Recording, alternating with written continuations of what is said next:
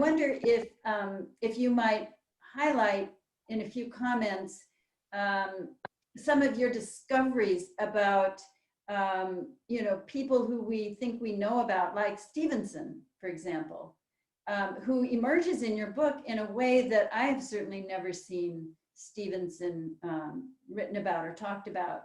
I don't know if you'd like to start with Stevenson, or if you have another favorite character you might like to discuss. I will start with Stevenson because I think he was far more important in the Cuban Missile Crisis than he's ever been given credit for. And one of the reasons he has not been given credit for it is that Kennedy's worst instincts emerged after the crisis was over.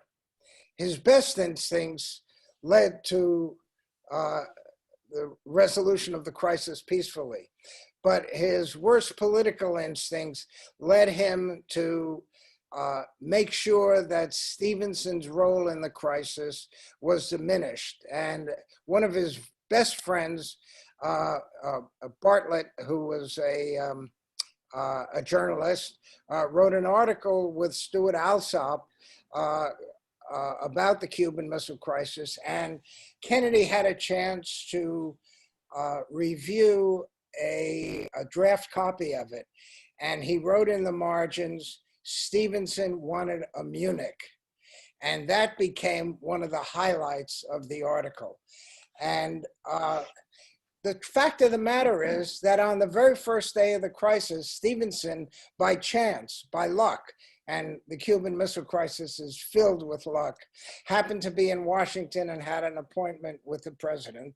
The president told him about the discovery of the missiles in Cuba after lunch and after his first meeting with his advisors, and said to Stevenson, well, we're going to have to bomb or invade to get rid of those missiles. And Stevenson immediately said, oh no, this can be handled diplomatically. And we know exactly what he told the president because he wrote a memo summarizing their discussion the very next day. And I am thoroughly convinced that Stevenson's analysis impressed Kennedy, even though he didn't like Stevenson. Their intellects spoke to each other. Their personalities were like oil and water, but they were both very smart people. And one of Kennedy's best traits is that he listened and analyzed things and paid attention. And once Stevenson put the argument in front of him with details about how to go about it to end this crisis diplomatically, Kennedy absorbed that over the next day or so, especially in contrast to some of his more militaristic advisors. And in effect, Stevenson was the architect of the resolution of the Cuban Missile Crisis, because Kennedy followed everything that Stevenson said, with one exception. Stevenson wanted to give back Guantanamo. And oh, do we all wish that that had been done. But the interesting thing is that when you think about it, it was Kennedy who preferred a Munich to a nuclear war, thank God. But he put this Munich label on Stevenson.